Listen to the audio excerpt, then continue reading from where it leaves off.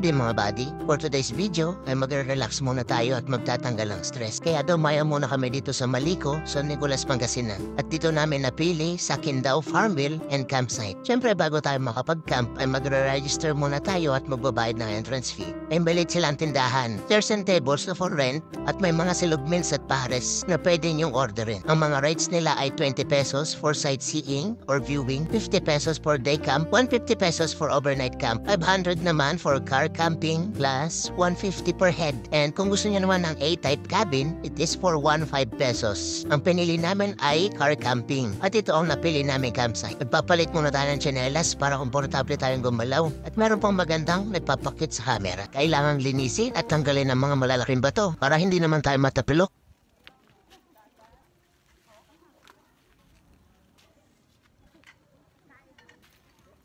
After maglinis, magsiset up na kami. Kung ano mang tawag dito, comment nyo nga mga buddy kung anong tawag sa binubuo namin ito. At please, bear with us dahil ito ang first time namin na mag-assemble at mag-car camping.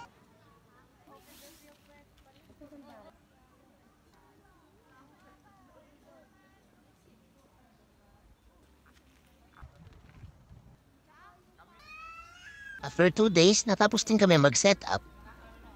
Isinunod na namin ang lamesa para may kakainan kami at paglalagyan ng mga lutuin.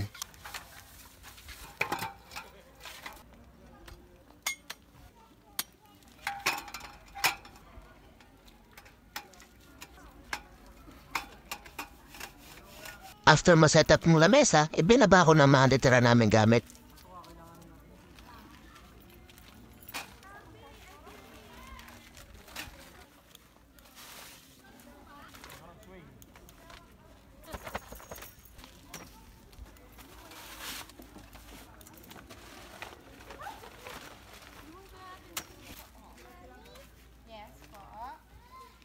Dahil gumagabi na din, kailangan ko nang magsaing para may makain kami mamayang hapunan.